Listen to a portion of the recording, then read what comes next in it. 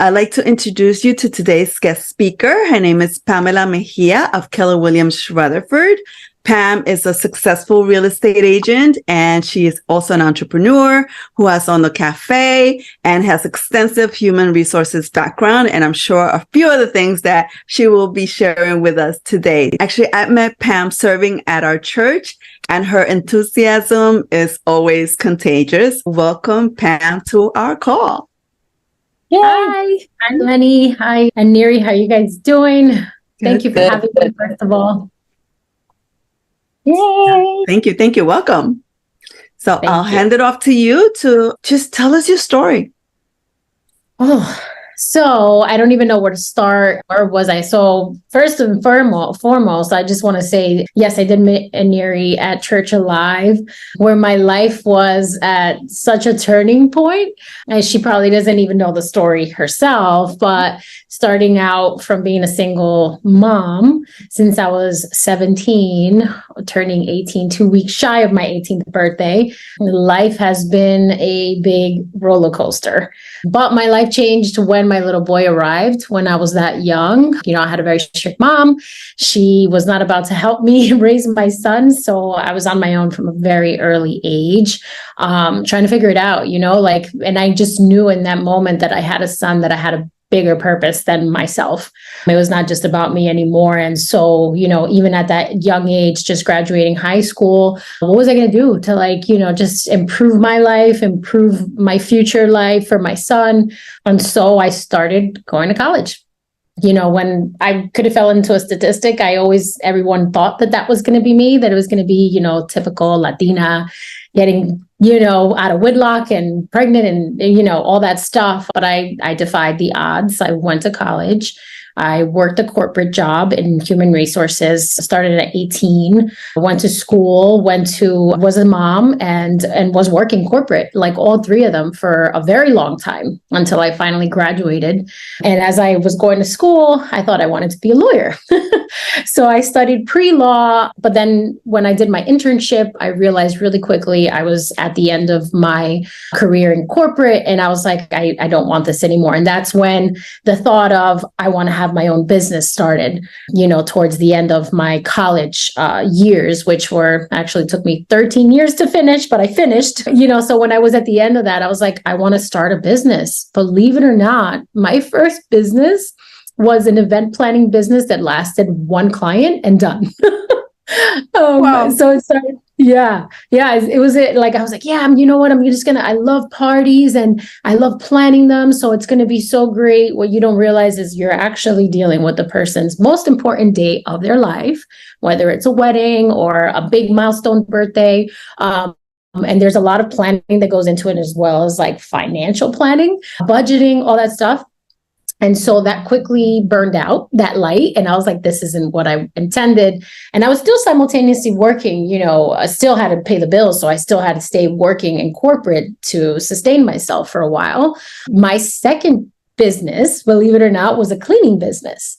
So I started a cleaning business, and it was me and my mom and my son and my boyfriend at the time. We were the ones taking, and it kind of like took off. Like we were, taking offices. I knew a lot of people. I had a great network. So we started to really take on like a lot of clients, but the labor that it involved, it was a lot. And I went to school and I was in corporate. I was not used to that much labor. So that also lasted about a year.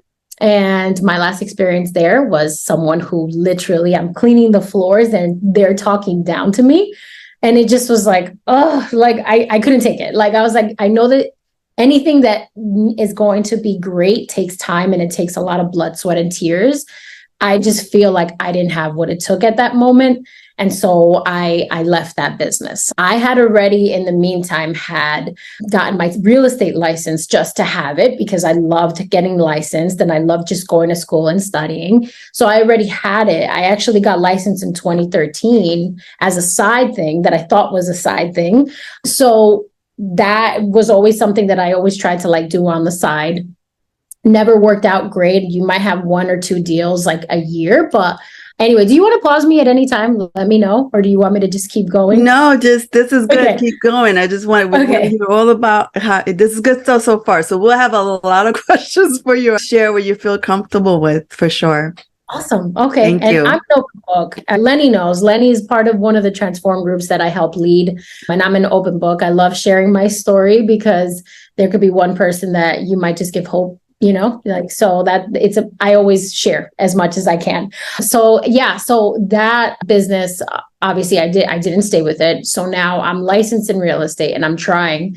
And real estate, it's a very hard business because you are dealing with people's most valuable asset, biggest purchase in their lives. So, and at the moment, I just didn't have what it took, and I didn't have the time to really dedicate, training and really just being able to afford not getting paid for 6 months. Because when you're starting out in real estate and you don't know anything, it takes you at least 6 months to get your first deal.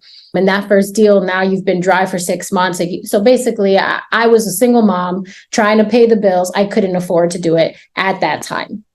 So I kept going. I got the opportunity to actually open up a coffee shop. And that was in 2018. The building phase took me about 6 months. So it had been something that had started in January of 2018. We didn't open the doors till about November, around Thanksgiving. And again, it was my dream to always have my business and just serving and being a part of the community has always been a passion of mine.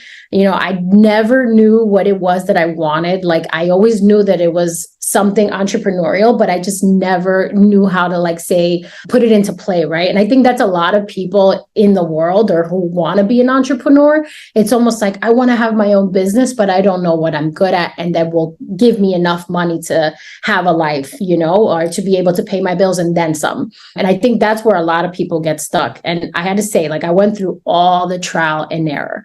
I think that I always came back to the one common denominator, which was helping people.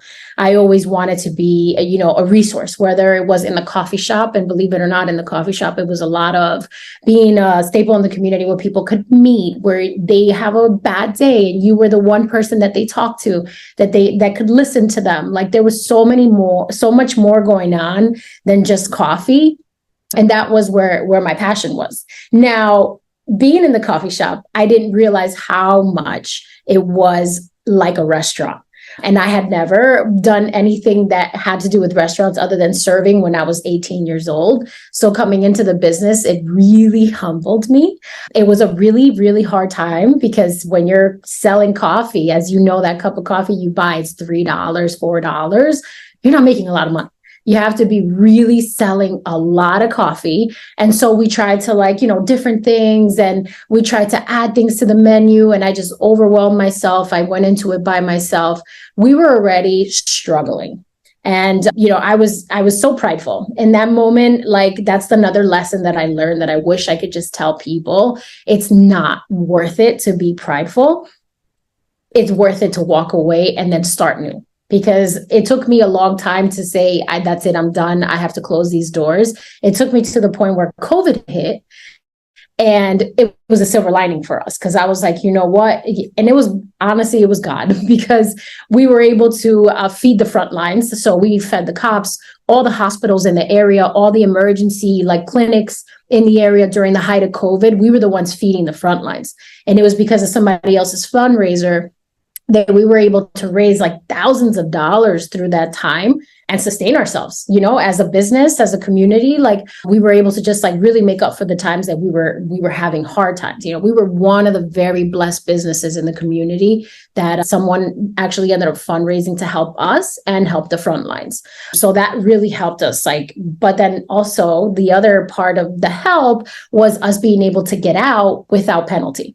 So getting out of our lease that was 5 years and we were only 2 years into it, we were able to cut that off and not have a penalty for it. We were able to dissolve all our equipment and sell it on the market. Did I lose money? 100%. It was a money pit. I lost a lot of money during that transition, but I've never been a person that's been too attached to money. To me, it's man, as long as we're healthy, as long as we have joy in our hearts, we'll be able to start again. Right. And that's why, and that's another entrepreneurial, what is it? How do you call it? Not a skill, a trait, right? Because you're able to just like take the risk. But when you have to go, you just go and you don't think about what you did. Because like they say in the street, scared money doesn't make money. It is so true. It's so true because, like I put it in, I lost it, but you know what? We moved on. And how I said it, like, I was like, God, it's your plan. You're in control. I know that you will make a way. And I know that whatever money I spend here, I'm going to make it back and then some. And so it was so crazy because 2019, before the pandemic hit, it was like December, November, I had already started to build my pipeline for real estate because I was like, I can't sustain this business on just coffee sales alone. I'm going to go out, I'm going to leave someone here, and I'm going to go and make money in the real estate. So I started to build my business back up, build my pipeline, like tell people I'm back, like I'm doing real estate. And it's so crazy because then come March, when the pandemic hit, I had already started working with clients. So again, like with the fundraisers that sustained us, and now I have deals on under contract, I was able to now make a smooth transition to real estate. We closed our doors July 31st. That was the last day we were open to the public. August 1st, our stuff was out of there. We were in storage and all that. And I right away started working with clients with real estate. And the rest is history because it has been amazing. It has been a blessing to just, blow up the way that I did in real estate. And I have nothing else and I owe no credit to myself, but God, so and now I'm thriving. I'm doing what I love, which is helping people. I'm an honest person, like an honest, I represent sellers, buyers, investors, and I come in with like, from a place of like, I want to help you. Like, no matter what, you're going to need to do it. You're going to need the help. Why not go with someone who's very knowledgeable, passionate, and honest? And so, that's where we are today. And that's a snippet of my story. I've known you for a bit, but there were definitely a lot of your story that I didn't know. I remember you having the coffee shop, but I didn't know the history of, hey, you started with the first business, event planning, then the cleaning business. It's like, wow, which shows, the resilience. First of all, the entrepreneurial spirit that you have. And for those of us who were not sure, you had, like you said, you had this dream within, you knew you wanted to help people and you wanted your own business. You just weren't sure what it was, but you tried and you tried again and tried again. And that's what people are afraid to do. They're afraid to take that step because it's scary. It is scary. But if you don't try, you'll never know what's the right thing for you.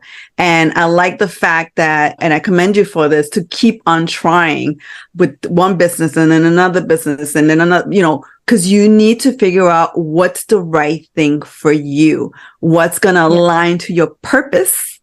Right? Mm-hmm. Which for you was serving people. And I'm sure there was more to it than that. But what stuck out to me from all that is to first have faith. God's got you and he's going to see you through.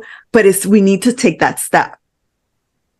And yes, that's just so important when you have a dream, even if it's not to own a business. Obviously, this call is about entrepreneurial spirit and all that good stuff. Some people may not be there yet. You may just have this goal that you don't see yourself like, oh no, that's not for me. Why not? Why is it not for you? If you have this desire, this dream, start taking steps towards it. And I like that throughout, you took steps towards it.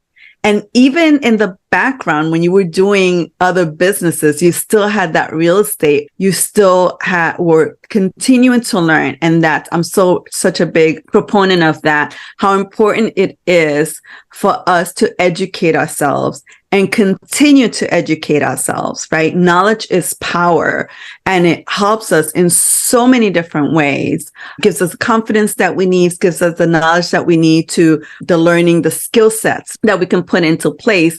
And a lot of the stuff I'm sure, because I know for me as well, you got it from also when you were doing corporate, though. Yes. You knew that you wanted to do something different. There's a lot of things within corporate and just that environment that I am sure you've learned, and you can talk to a little bit more about that you've put into practice when you were doing your businesses.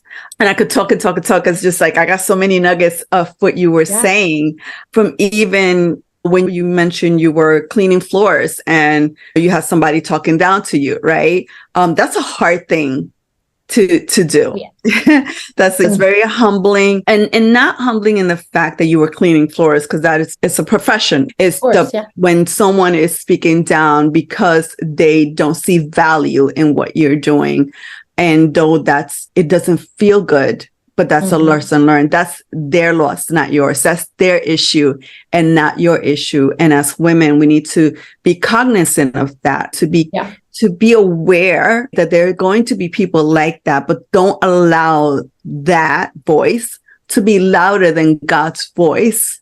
And to take pride in what you're doing, regardless of what it is, because you're providing a service, you're providing value, even if that particular person did not value it. That's their issue. I'll stop here because I want Lenny to also chime in and ask questions.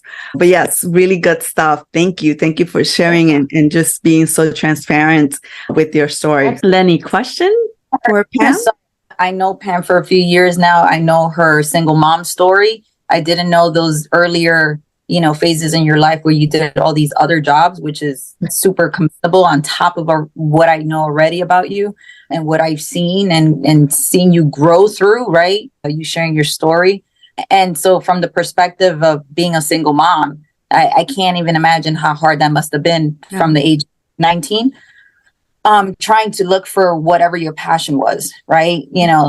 Like Eneri said, looking and not being afraid to, step into new grounds, whatever that may have been for you, from the party planning to, cleaning and all these different things, which are very humbling, right? And we do what we got to do for the sake of our kids.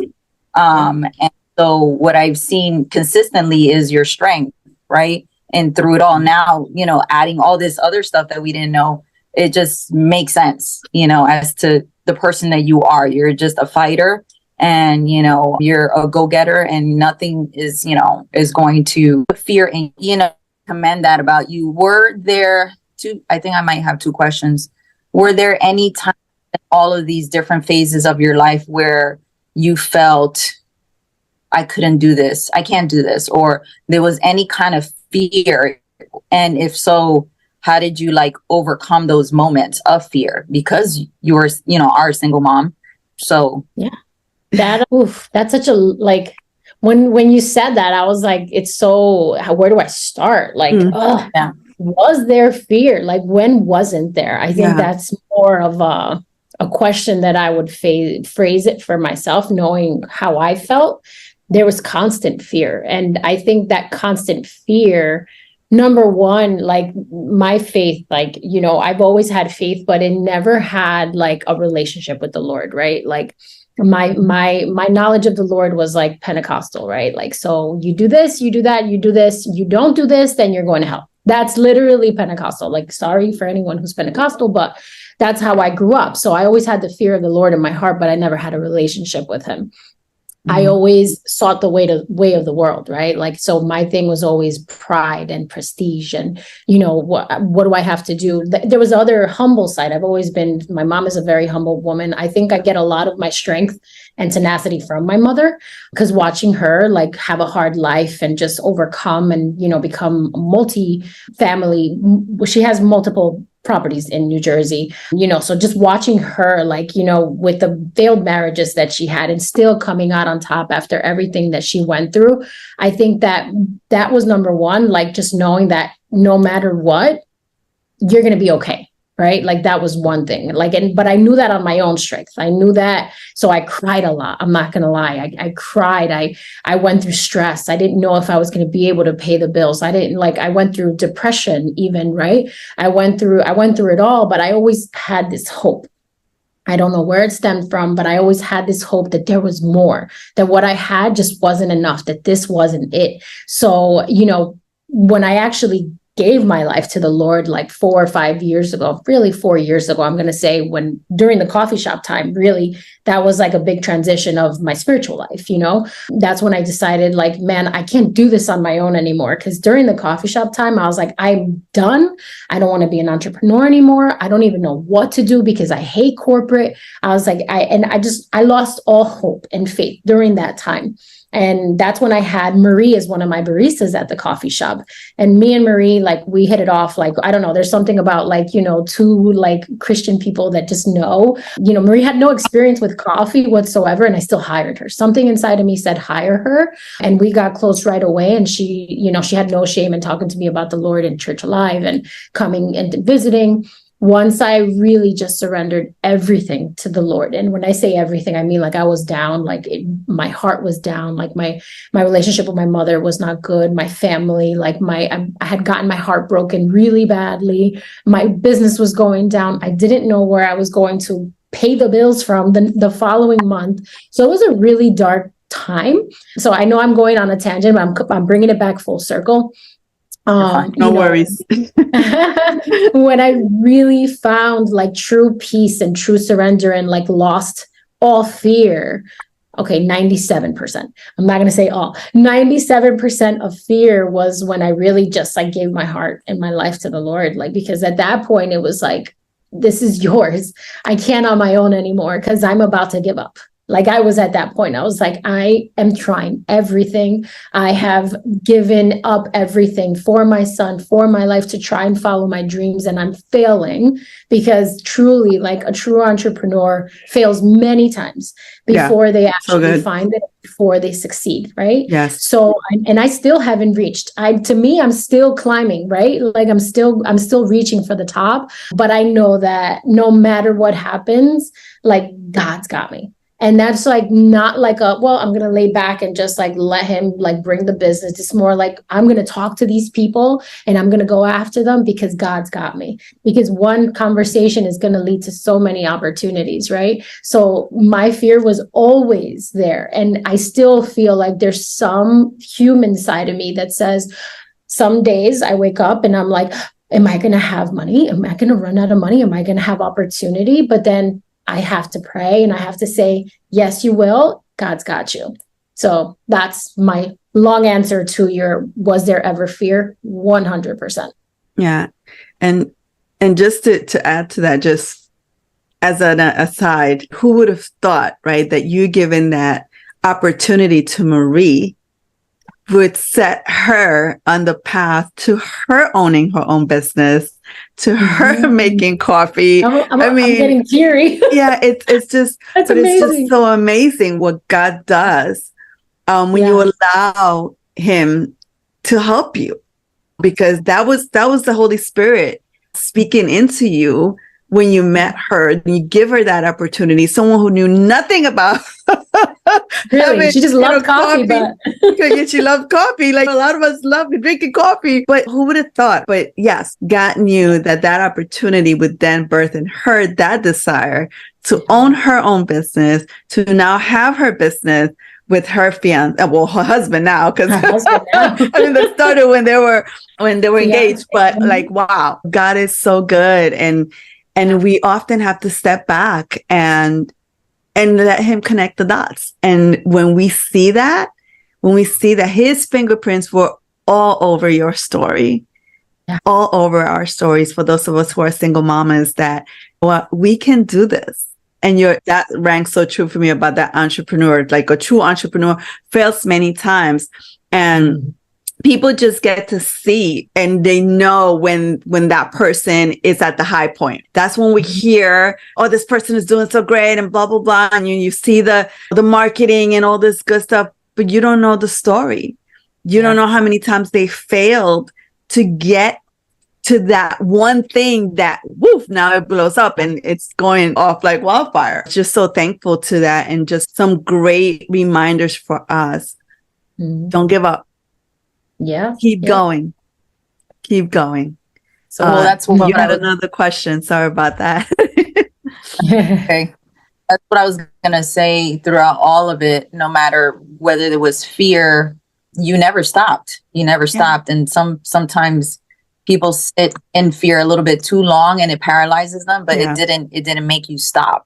And so that's pretty impressive how you just kept going no matter the level of fear that you felt in the moment. That actually drove you to keep pushing, you know? Yeah. So that really, and I think my other question, I hope if you answered it, I'm sorry, with regards to real estate, what is it about real estate that you love so much that you found like, okay, this is it? You know what I mean? Question. I know you mentioned you want to help people, but I think in everything that you've done so far, there's always opportunities for us to help in many different ways, right? But what was it about real estate that you? Yeah, so there's a lot. So I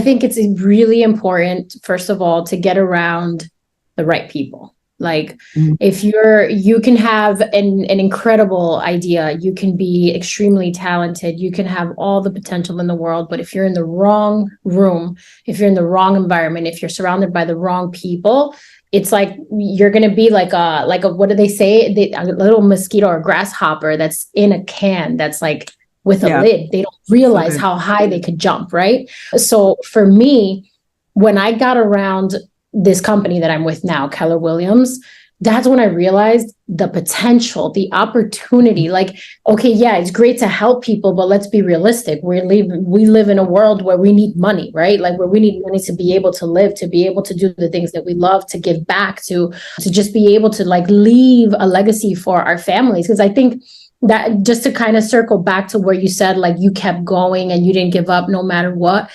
My biggest why and my biggest purpose was my son. Like that is like, they always say, and that's another thing that I learned again, being in this company, Keller Williams, like you have to have a big enough reason that when you fall and it hurts and you've lost it all, you can get back up and you can try again. And you can try this time from experience and not from just starting out, right? So my reason for keep on going on is it's my son. So I always say like Eneri said, like God is in the middle of everything. He knew when I got pregnant at 17 years old, why I was going to need that boy when I was 30 something years old, right? Like he knew that from the beginning because I needed him to give me a purpose to be able to keep going, you know? So the purpose, like, and what drives me about real estate again is, yes, I get the opportunity to help people, genuinely help people, because there's a lot of people in real estate that they just care about the money, right? The bottom line, what do they get out of it? Their commission, they keep it moving. They want to drive the fancy cars. You know, like for me, it truly is like helping people, and I get to get paid doing that and get paid good money doing it. And also, it's not just like limited to the sale and the purchase of a home. It's also like building generational wealth, being able to buy properties, just the amount of opportunity that you have doing something that you love. And being able to pass the torch down to my son, like where he's actually in real estate now with me because he sees the opportunity in it. It tied everything. And the fact that there's a challenge every day, every transaction is different. Every transaction, because you're dealing with different people, different circumstances, all that. So the challenge, the change, the opportunity to not have to be at a desk just every day doing the 9-to-5 rat race, it just was like a perfect storm for me. It was like, what I love about entrepreneurship is the challenge, the ability to make the money, and the ability to help people. So for me, it checked all the boxes and what I wanted out of like my career. So that's really what I love about real estate. Well, that's awesome. And I think we're talking, it's amazing because I'm kind of envisioning like where you started from and how hard it was, and your reason why, your biggest why was your son. And not only did you pave the way for him for the future, but he was your reason to keep pushing. And now he is actually walking with you in the same so good work.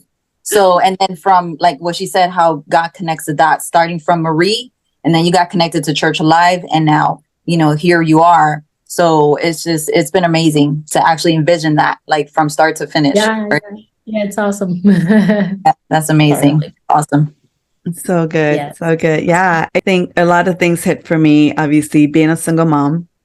Yeah. What an encouragement for other single moms, for women in general, and men as well. It's like we're, as individuals, it's like we're not giving up. We're pushing forward. A lot of the key things that you hit even in the midst of trials and storms and fear, keep on keeping on. Yeah. A lot of the things that are screaming to me right now, it's like, don't give up. Don't give up. There's light at the end of the tunnel. And first and foremost for us, look to Jesus, because even in the darkest pit, we can reach out and grab his hand because he's always there for us. And another key thing for me that I always talk about on my calls is having purpose, knowing what our purpose is. For a lot of single moms, our kids are our purpose, because it's not just about making money. It's about putting a roof over their heads, paving the way for them, and being good examples that they can follow. And you have done that. Kudos to you, Mama, for the great example that you've been to your son, who's now following your footsteps, who has an entrepreneurial spirit himself. And yeah, and it's like, it's truly about that. We don't talk about building generational wealth enough. I think we tend to have that poverty mentality, a lot of us, because of whether it's our culture, the way we were raised, what we see, and even in school, what we were taught. It wasn't about building generational wealth. It was about being conquered. It was about just being one of the cogs in the wheel. And we need to break out of that, because we're meant for more. God wants more of us, and he wants to bless us, but he can't bless us if we're not willing to take steps forward. That's right. He's not a genie in a bottle. I always say that. It's like, he doesn't just grant your wishes. That's not what he's meant to do. As he's equipped us with skills and talents and abilities, and a lot of things we can learn. Those things that people say, well, I don't know how to do this. Well, learn it. It's never too late to learn it. It's like, we live in an age where you can find the most knowledge ever in the history of the world at your fingertips. It's just taking the time to invest in yourself, invest in your family, so that you can invest in your future and build that generational wealth. Thank you. Thank you so much for sharing. Thank you again for being so transparent. Is there anything else that you want to share with us unless Lenny has another question, anything else that you think of that, man, and maybe I should just post it as a question. If there's one thing that you can tell your 17-year-old you. What would I tell her? What would that be now looking back? I think it's just stay true to who you are. Number one, like, there was a stage in my life where I became very bitter because I thought being kind was weakness. So to conform to everyone else and to be able to fit in, I became bitter. And so I became that person that I thought I wanted to be. Stay true to yourself, and, just don't give up. And don't worry, because what is it? There's a verse in the Bible. I don't remember. Maybe you'll get it, but like, after the dawn comes the light, or something along the lines. Yeah. The morning comes, the sun rises after the dark moments that you're going through. Just look to that. I mean, there's always hope. Never give up. Good. Amen. Good advice. Don't give up.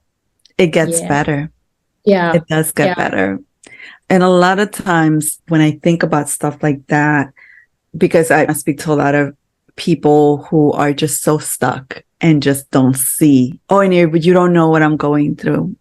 Like, that's their thing. They think that they're the only ones that are going through this trial or this pain. And not to minimize anyone's pain or heartache, but I think we're all carrying something. And oftentimes when you're carrying a load, you forget that there's people around you who are also carrying their version of their pain and load. And it's putting those things into perspective. There's so many opportunities that we have that we are taking for granted. And they're all around us if we're still and listening enough to God's voice. I believe he speaks to us every day, and it's just a matter of us taking that time to be one with the Lord first and foremost. And second was just to be attentive to what's going on around us and not taking everything so personal.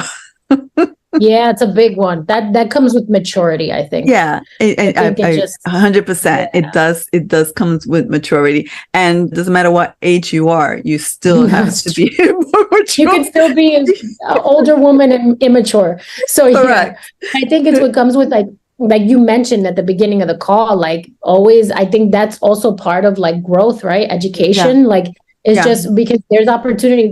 If there's something that I feel like this is for me personally, like adding on to like how I was able to get through everything. I also saw a therapist. I also dealt with my traumas. So I also knew that there was something wrong inside of me because the way I was taking things, like you said, taking things personal and stuff, that's an insecurity that I needed to deal with.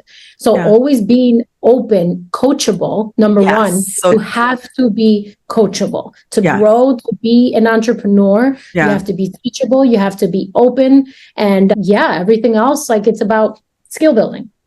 Yeah, I just want to write that one down because that's always a good one. Be teachable, be coachable.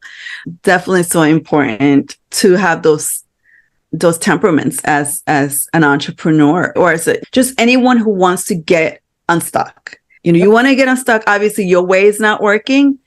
Be coachable so that you can get out of it, so that you can get to the next level. Be open to mentors. Find a mentor, someone that will speak into your life, who's been there, done that, and are in a better place. Find someone that's an accountability partner to push you so you can push each other. Yeah, for me, those things are crucial in my life to go to the next level and not be stuck. And like you said, be willing to ask for help and get help. Yep. I know that especially the way the world has been lately, I hear so many people going through anxiety and depression and all this other stuff, and they're just stuck in that. It's like, okay, but you're isolating yourself, which is then making it worse. There's life in community. Yeah. There's just that. Yeah, there's just life being in community with the right people who are willing to encourage you and push you forward. And that's one of the, reasons for this call. I want there to be, for women to be in a community of women that are willing to push you and say, you got this, you can do this, and encourage you. And we can do it for each other, because the word says iron sharpens iron. And that's what I want these calls to be, so that we can sharpen each other, so that we can be who God has called us to be in every area of our lives. And it's worth it. Yeah. It's so worth it when you get out of that comfort zone. It's not easy by any stretch of the imagination, but that's what the beauty of community. It becomes easier when you have, and Lenny can attest to this because she's done a lot of the running team and a whole bunch of other stuff. And she could talk to in the beginning how hard it was. I'm not there yet, Lenny. I know I'm working on it. I'm praying for you.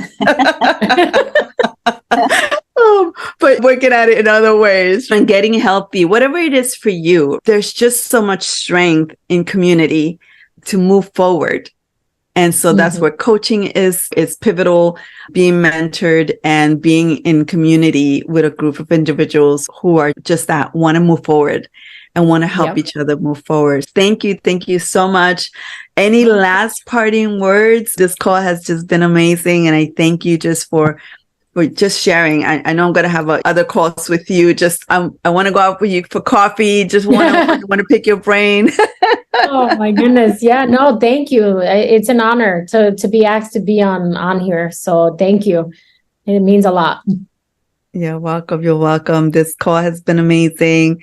I always walk away, and that's the beauty for me for these calls, that I'm not just hosting them. I am learning from them as well. And I'm hoping that everyone who hears our calls walks away with a nugget that they can apply in their lives right away, whatever it may be for them, to keep growing, keep getting unstuck, keep reaching for your dreams. Yeah, onward. Thank you all for joining, and those who will be listening later on. You guys have a very blessed day, and see you on the next Midday Brew.